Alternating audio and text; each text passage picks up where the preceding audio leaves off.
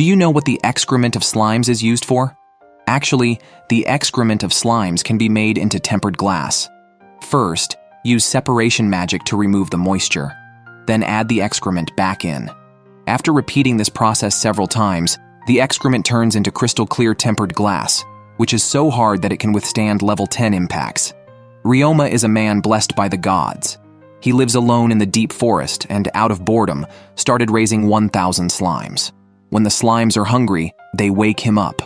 These caterpillars are the slimes' food. Feeding them helps the slimes evolve. After eating the caterpillars, they evolve into sticky slimes that can produce sturdy silk threads from the mucus they refine inside their bodies, which is very helpful for Ryoma when he goes hunting. Acid slimes can use their strong acidic bodily fluids to digest hard substances like bones. Poison slimes, on the other hand, are evolved from those that survived eating strawberries. And clean slimes achieve cleaning effects by eating stains and can even eliminate odors. One day, Ryoma goes into the mountains to look for new slimes as usual, when suddenly he hears a voice. Ryoma looks around and sees 4 people in blue cloaks entering the forest. He carefully considers his options and finds a man with an abdominal injury lying on the ground, apparently the companions of the 4. In a rush, Ryoma comes out to help, but the others are startled and even point a sword at him. Embarrassingly, Ryoma, who hasn't spoken to another person for years and almost forgot how to speak, stammers out that he has medicine. After struggling to express himself, he produces the medicine. Unsure of how to proceed, the others send someone to take the medicine from Ryoma's hands. They open the bottle, pour some on their hand, smell it, and after testing it for poison, administer it to their companion. Then, the kind Ryoma invites them to his house to rest. The nobles tentatively trust him. On the way, these nobles don't understand why Ryoma would be in these deep mountains alone, dressed in hunting clothes. Suddenly, Ryoma stops and says he seems to have caught some prey. The nobles are taken aback when they see a group of green slimes and immediately take a combat stance. Ryoma quickly steps in front of the slimes, and after some explanation, it turns out that these are all slimes raised by Ryoma. Eventually, they reach Ryoma's house, which appears to be just a stone wall. The nobles think they've reached a dead end, but then Ryoma raises his hand, and a magic circle appears on the stone wall, and soon an opening appears. They are amazed that such a young boy can perform such magic. Once inside the room, they find it strange that, while the furniture indeed suggests he lives alone, Ryoma's age does not seem to match his behavior. It's incredible. Ryoma then brings out a small box of healing potions to give them, which the nobles think is very precious, but Ryoma says it's no big deal since he can make more. Everyone is astonished. Ryoma quickly changes the subject as 2 small slimes bring up tea with ice in it, which Ryoma also made using magic. His identity as a big shot is becoming hard to hide. To test Ryoma, they bring out a crystal ball that shows whether one is good or bad, and the level of one's abilities when touched. Ryoma places his hand on it. The crystal does not turn red, but it shows no combat skills either. But his household skills are at level 10, mental endurance at level 9, physical endurance at level 8. They can't imagine what this 11-year-old boy has been through. Some days pass, and the injured noble has recovered, so they prepare to return home. They tell Ryoma that if he needs anything, he can contact them in the city. With that, they turn and head back. It turns out Ryoma isn't actually 11 years old, nor is he from this world. In fact, he died 3 years ago. At that time, he was working for a corrupt company, enduring days of heavy workload, with a boss who constantly made excessive demands and offered no vacations until one day, when he came to his senses, he found himself in a strange place. When he learned of his own death, his reaction was unusually calm, feeling instead that he had been liberated. The 3 beings are so-called gods. He is Gain, the god of creation. She is Lulutia, the goddess of love. He is Kufo, the god of life. Because the world of the gods was running out of magical energy, while Earth's magical energy was unused, they planned to transfer Ryoma and Earth's magical energy to their world. Ryoma would be reborn in the body of an 8-year-old boy, and the 3 gods would grant him all magical attributes. After signing a contract, Ryoma would start his new life. Before leaving, the 3 gods told him to go to the church in town, where, with clerical skills, he could speak with them. Touched by such divine care, Ryoma cried before departing, feeling warmth for the first time. Then, Ryoma was transported. As an 8-year-old, he arrived in this other world and was reborn. The gods had prepared a manual related to his new life. He came upon a large tree, stood up, and casually kicked the tree in half, then subdued it with magic. His first slime was a magical history slime. In his previous life, he had no time for hobbies, but in this world, he was keenly interested in researching slimes. 3 years later, he had tamed 1,000 slimes. And how long could Ryoma's comfortable daily life continue? When identical types of slimes merge, they can become a giant slime, then be shrunk back to their original size. This was Ryoma's secret to keeping 1,000 slimes at once. After demonstrating this method, Ryoma found everyone looking at him as if he were a monster. It turns out that no one in this world had ever contracted a giant slime. Ryoma's pioneering feat could now be recorded in history. The Duke's daughter instantly wanted to become his apprentice. Her family had been magicians for generations. She wanted to contract a cleaning slime, a type of slime that could not only wash clothes, but also be used for washing hands and faces, perfect for a cleanliness-loving young lady. But Ryoma was the only one who knew how to contract such slimes, and she hoped Ryoma could teach her. At Ilaria's request, Ryoma hesitated, unable to speak, because contracting a cleaning slime required using one's own bathwater. Ilaria blushed upon hearing this, but for the sake of contracting a cleaning slime, she was determined. She scrubbed hard in the bathtub for a long time, finally managing to contract a cleaning slime with a large bucket of bathwater. Afterward, the Duke invited Ryoma to travel with them.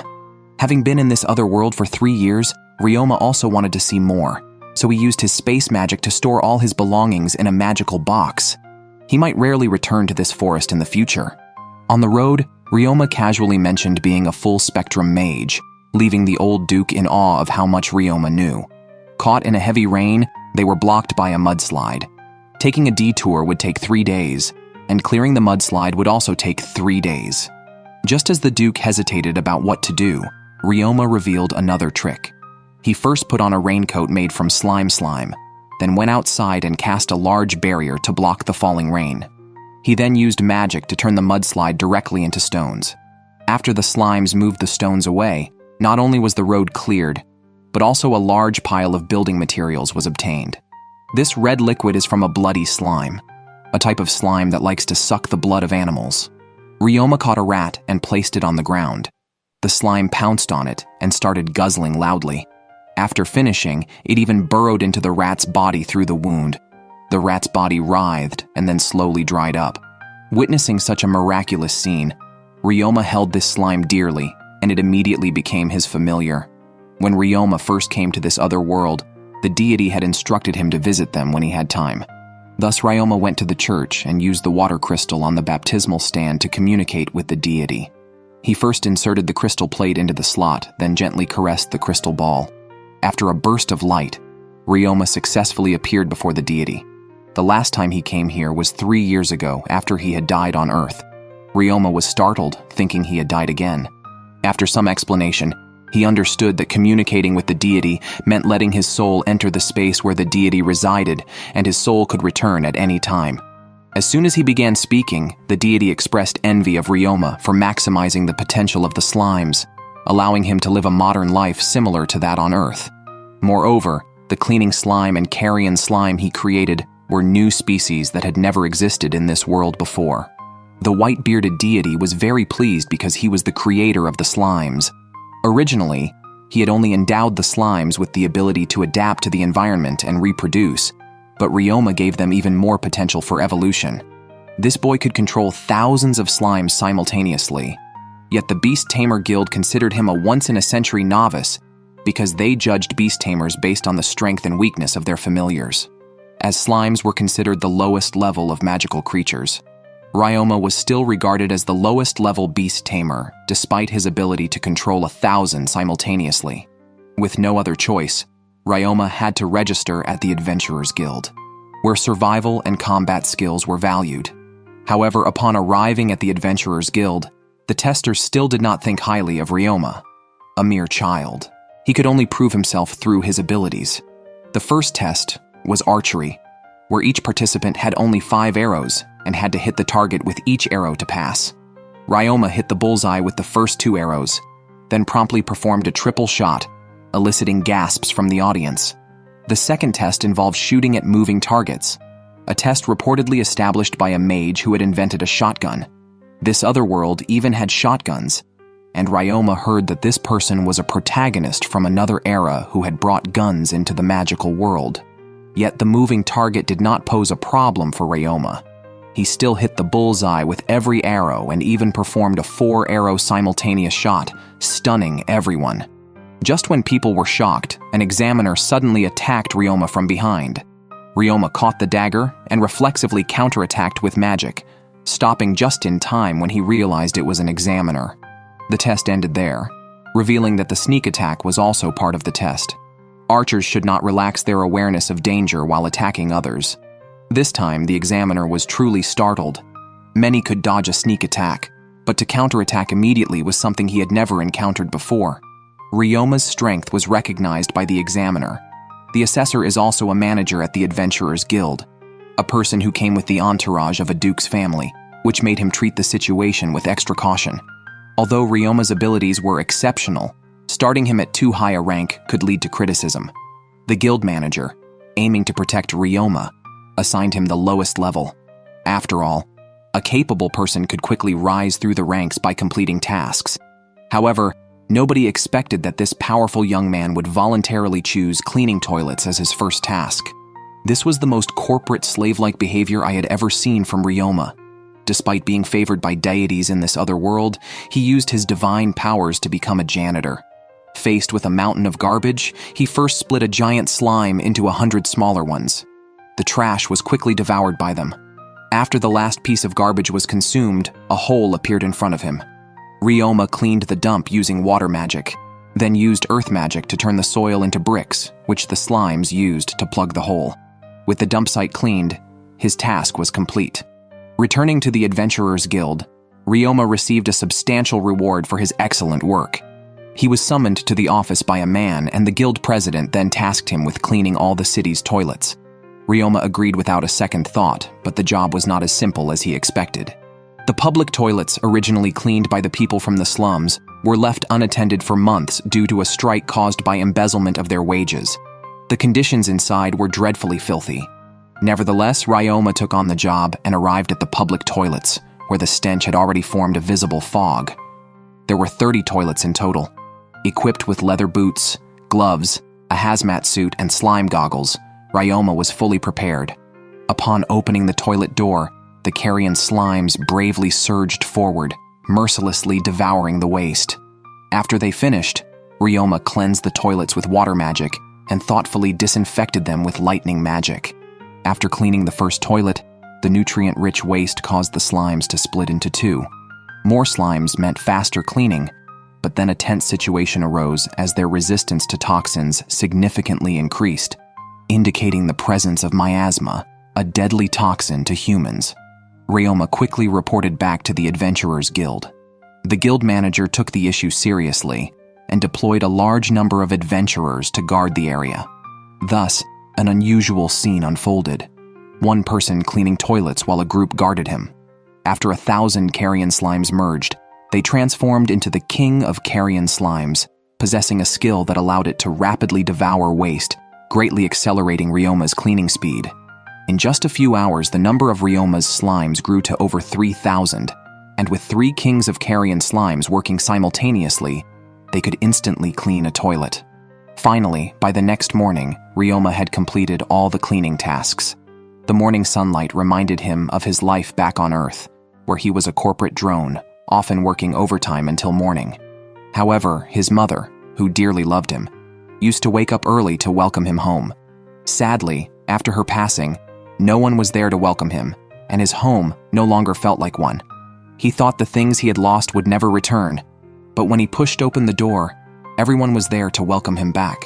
He hadn't expected the Duke's family to rise so early to greet him, giving him instantly a sense of home. At that moment, he couldn't help but cry. This youth was a rare magic prodigy, possessing talents in all types of magic. No matter what the spell, he could master it with just one look. Yet, when it came time to fight, everyone wondered which magic he would use to defeat his opponent. But the boy drew a short sword and charged, nimbly dodging attacks, and swiftly dispatched the monster. Everyone's jaws dropped. "Are you sure you're a mage and not a warrior?" After defeating the roach monster, they discovered a metal slime in the mine tunnels, a very rare type of slime. Ilaria rushed forward first, using an ice wall to block the slime's escape, then pounced to embrace it. Such a precious slime. Ryoma urged her to quickly make a contract, but Ilaria gifted it to Ryoma instead, as her engagement present to him. After emerging, everyone reported their findings from within the mine, where monsters were running rampant. If not quickly eradicated, they would pose a threat to the town once they grew stronger.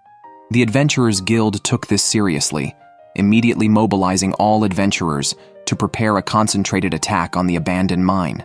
This time, Ryoma was given special treatment, placed in a group with a bevy of beauties: cat girls, rabbit girls, tiger girls, dog girls. Which do you like? The Adventurers Guild assembled its forces, ready to clear the monsters from the mines, but soon found they had walked into a goblin's trap, first showing weakness to lure the humans deep into the mine, then concentrating their forces for an ambush. It seems monsters these days are quite cunning, outsmarting the humans. Initially, their extermination mission went smoothly. Mia, relying on her keen senses, detected a large group of monsters ahead. Sure enough, the cave's ceiling was covered with a thick swarm of bat creatures. But for the adventurers, these bats were tough opponents. Ryoma solved the problem with just one spell, leaving a mountain of bat corpses inside. His teammates were speechless. To these bats, Ryoma was like a bug in the system. Such good food should not be wasted. Ryoma summoned a giant slime, letting it decompose into individual entities, then set it to devour the bat formation, continuously clearing the monster corpses. After feeding, the slime split into more entities. Next, they discovered a colony of 500 goblins. The adventurers rallied together, using the terrain to gradually reduce the goblin numbers.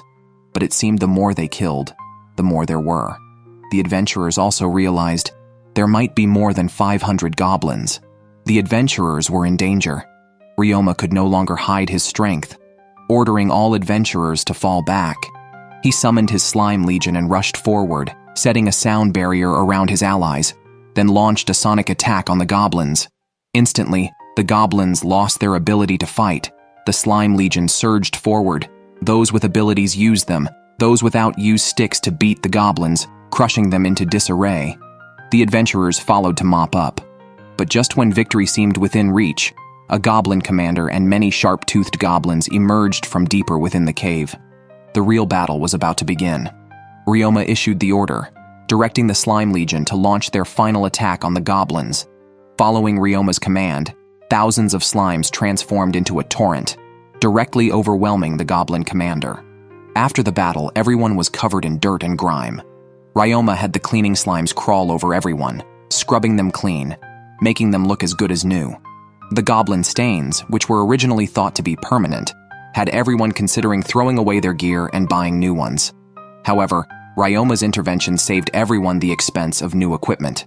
With such skills, one wondered why Ryoma was even an adventurer when he could start a highly profitable laundry business. After leaving the mine, they discovered that many adventurers were injured. Due to a shortage of medical personnel, Ryoma had the medical slimes assist outside. Because they treated people for so long, the medical slimes quickly mastered rapid healing, proving to be more efficient than specialized medical adventurers. The carrion slimes consumed the surrounding weeds, and the acid slimes cleaned up the building debris, instantly dissolving various waste materials with their corrosive acid. First, they designed the house structure, then transformed the soil on the ground into bricks. Not only did this provide building materials, but it also dug out the foundation for the basement simultaneously. Ryoma used magic to harden the foundation, achieving a result sturdier than concrete made from cement and gravel. The slimes built the load-bearing columns and sprayed a layer of mucus. In just one day, a building with 1 underground and 2 above-ground floors was completed. Ryoma decided to open a laundry shop here, having just proposed moving out from the Duke's house, which shocked everyone. However, Ryoma could no longer accept the Duke's generosity. Having been taken care of by others all along, he feared becoming dependent and unable to live independently. Despite feeling that an 11-year-old should still be pampered, Ryoma insisted on leaving, and the Duke's family did not stop him. However, business is an art, so it was best to seek advice from the experienced. Thus, Ilaria accompanied Ryoma to meet the merchant Serge. Seeing how clean the slimes washed the clothes, Serge was also amazed. Ryoma's skills meant that opening a laundry shop would be very profitable. On Serge's suggestion, Ryoma decided to register at the Merchants Guild first. The three went to the guild, where the president, an elderly lady, after witnessing the cleaning slime's capabilities, also agreed that Ryoma should open a laundry shop. She then selected a well-located piece of land to sell to Ryoma. The area was large, surrounded by residential areas and factories, and close to the Adventurers Guild, ensuring the laundry business would thrive. So, Ryoma established his laundry shop there. Feeling the need to report this significant event to the deities, Ryoma visited the divine space. However, today only Kufo was present, as Gain and Lulutia had gone to Earth. Lulutia had become enamored with Earth's desserts, turning into a true foodie, while Gain had become obsessed with an idol girl group, turning into a fervent fan. Kufo had previously visited Earth too, places like the Amazon rainforest, Sahara Desert, deep sea trenches, and even Atlantis. Ryoma was sweating. These were all bizarre places that even he, a native of Earth, had never visited. Before leaving, Kufo reminded Ryoma that his spirit was being influenced by his reduced size, causing his maturity to gradually revert to that of a child. Ryoma then realized why, despite being a 40-year-old man, he got along so well with children like Ilaria. An 11-year-old boy had opened a unique laundry shop. The cleaning slimes washed clothes while the iron slimes acted as irons, getting the clothes very clean. However, the employees he hired were skeptical about the viability of a shop run by slimes and an 11-year-old boy. A slime that could wash clothes was unheard of, let alone a shop led by such a young boy. To express his gratitude for everyone's support, Ryoma held a reception before the opening of his store. He invited everyone he knew, and they all promised to arrive on time. The banquet was filled with abundant food, and all the invited guests attended. When it came time for the speech, Ryoma blushed under everyone's gaze, reminding him of the morning meetings back on Earth when no one really listened to him. But in this other world, he was respected by everyone. Two of the employees also changed their views about Ryoma. Despite his young age, the boss was trusted by many influential figures, surely due to his exceptional qualities. The reception proved to be very worthwhile. After tasting Ryoma's offerings, everyone wanted to repay his kindness. They helped by posting notices in the Adventurers Guild, and some even took to the streets to promote his business. Ryoma thought his laundry shop would have no business on its first day, so he took an adventurer's job to pass the time. However, when he returned after completing the task, he found the shop nearly overwhelmed by customers. The business on the first day was unexpectedly booming. Ryoma quickly joined in to help, and the three of them stayed busy until evening. Ryoma felt guilty for having them work from dawn till dusk without any breaks, so he rushed to the Commerce Guild that night to hire new staff. The guild's chairwoman was very willing to help Ryoma and promised to find more people for him to choose from. After a day of hectic work, Ryoma was almost exhausted, finding it even more tiring than his numbing life on Earth, yet his spirits were lifted by the hard work. In this world, a large spherical metal entity, actually a metal slime, feeds on iron ore and has a very hard body. Ryoma was curious about its resistances beyond physical attacks. He brought it close to a cup of venom, but the metal slime showed no reaction, indicating it was immune to poison. When exposed to a sticky slime, it was still unfazed. However, upon encountering acid, the metal slime trembled, revealing its vulnerability to acid corrosion, just like ordinary metals. It seemed there were few things in this world that could counter it. Unfortunately, such a powerful slime was only used by Ryoma as an iron and a cleaner. The metal slime served as an electric iron, pressing clothes smoothly, and the cleaning slime worked like a rolling drum washing machine, washing very cleanly. Ryoma's laundry business continued to grow, necessitating the hiring of more staff. However, seeing that the boss was just a child made some people hesitant, and the prospect of working with slimes made even more people wary. After Ryoma finished introducing the job, many people left, leaving only a father and daughter who were special. They were former assassins who had washed their hands of their past life after fleeing to this country.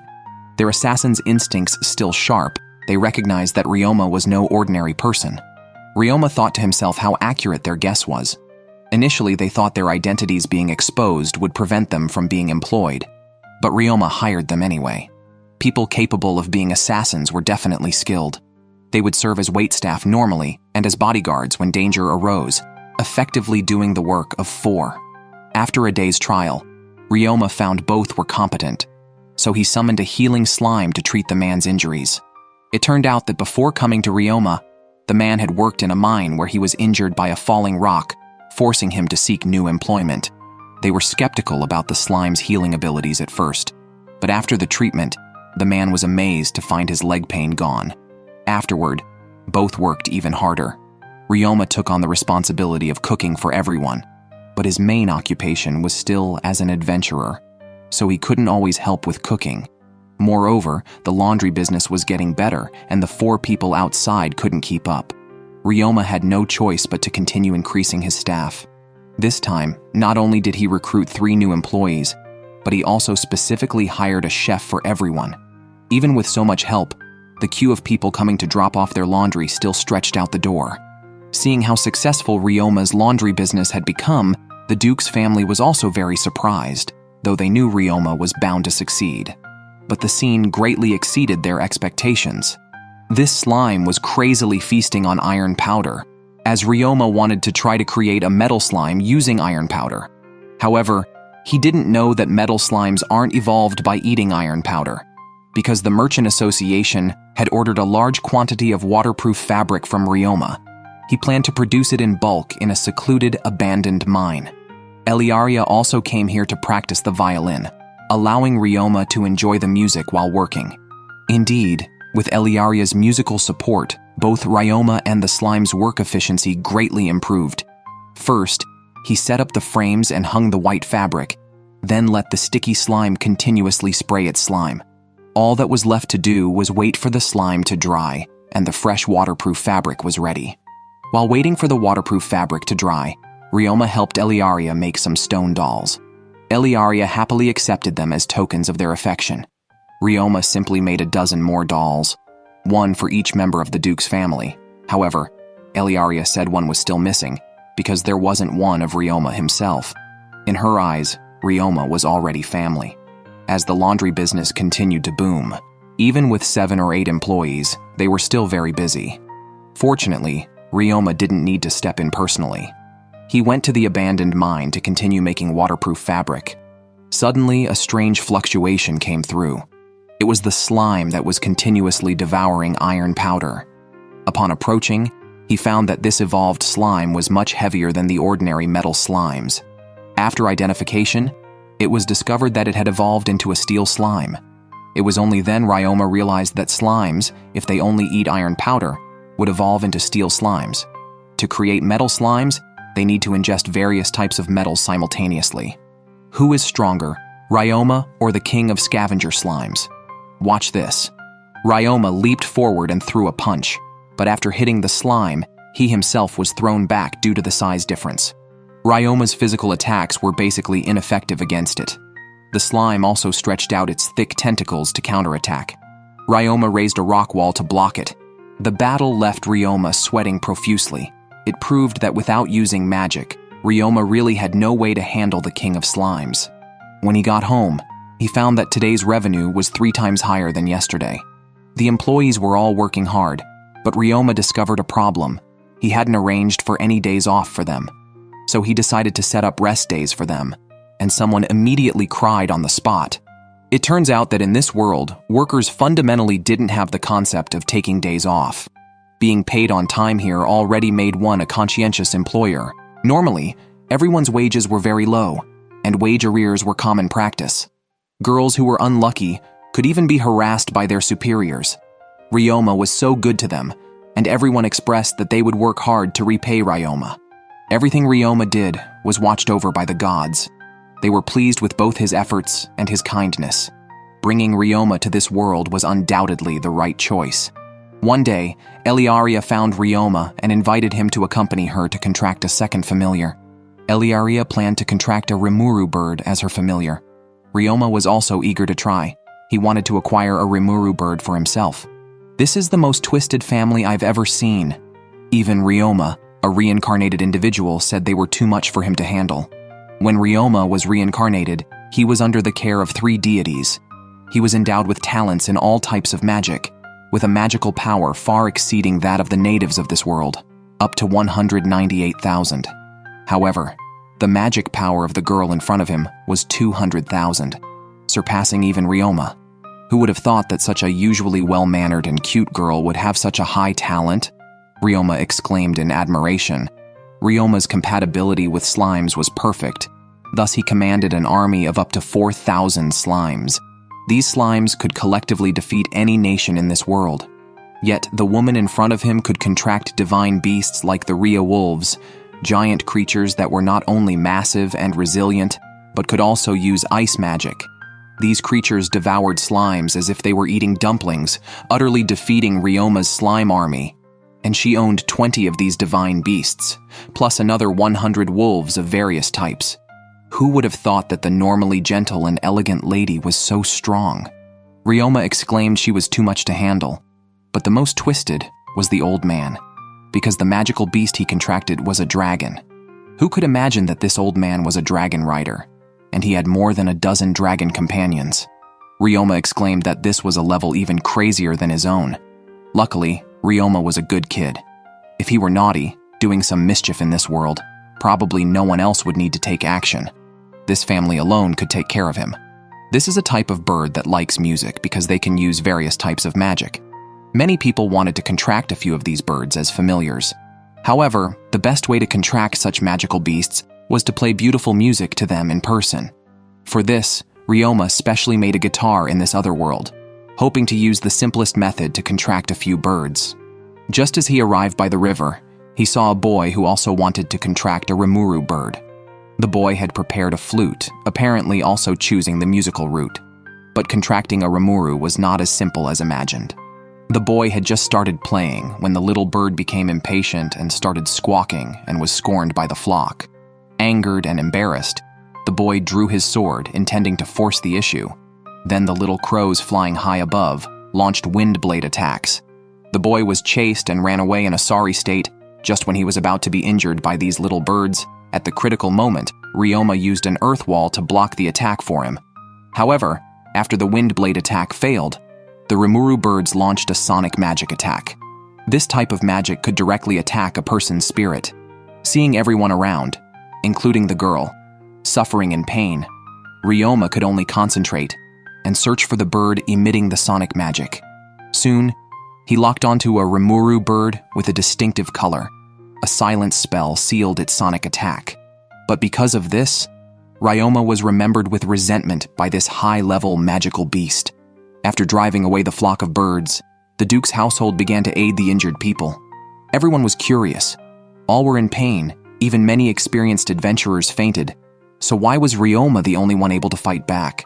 Originally blessed by the gods, Ryoma possessed a level of mental endurance far beyond that of ordinary people.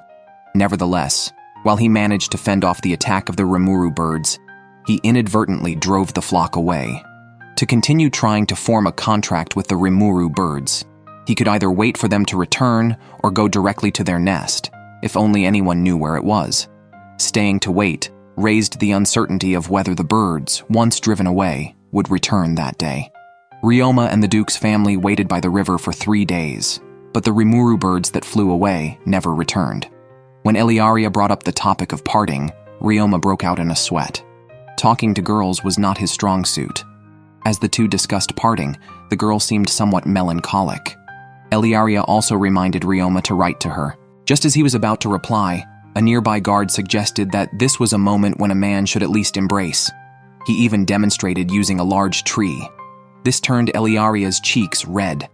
Just as Ryoma was overwhelmed with embarrassment, the flock of Rimuru birds finally returned. Each Rimuru bird landed on the river surface. Ilaria quickly took out her violin. determined to play the most beautiful music in the world and win the recognition of the Ruru birds. As the sun set over the beautiful waves, Ryoma was captivated by the beautiful scene. Ilaria played her violin earnestly, and to the sound of the enchanting music, the Ruru birds unconsciously swayed to the rhythm. A large flock of Ruru birds flew in front of Ilaria, all willing to become her contracted spirits. Seeing this, Ilaria was overjoyed. She managed to contract with 9 Ruru birds at once. With Ilaria's successful example before him, Ryoma then took out his guitar, a unique musical instrument from Earth that no one present recognized. Unlike the violin, which is played by bowing, the guitar is played by strumming. Though Ryoma was only 11 years old in this other world, in his past life, he had been a man who had struggled in society for over 30 years. His tone unconsciously carried a sense of vicissitude and longing for his homeland. Some people were moved to tears by listening to it. The Ruru birds were also touched by the music, each emitting a cry in harmony. When Ryoma's music stopped, the flock that settled in front of him was even larger than Ilaria's, including a rare species capable of emitting soundwave magic. Because they were to part the next day, everyone specially left some time for the 2 children to be alone. Tomorrow, Ryoma would leave the town to live alone in an abandoned mine, while Ilaria was headed to the capital school for further studies. Ilaria shared her sorrows with him. Due to her status and magical talent, ordinary children were afraid to play with her, leaving her with few friends from a young age. Once, an older child who offered to teach her magic ended up almost frozen to death by accident, which led to him bearing a grudge and spreading bad words about her, making others even more fearful of her. Thus, someone like Ryoma, whose magical talent exceeded hers and who did not care about her status, became her only and most cherished friend. During their conversation, she gave Ryoma her favorite necklace, a birthday gift from her mother when she turned 10. Receiving such a precious gift, Ryoma bravely gave Ilaria 2 slimes in return, including a rare healing slime.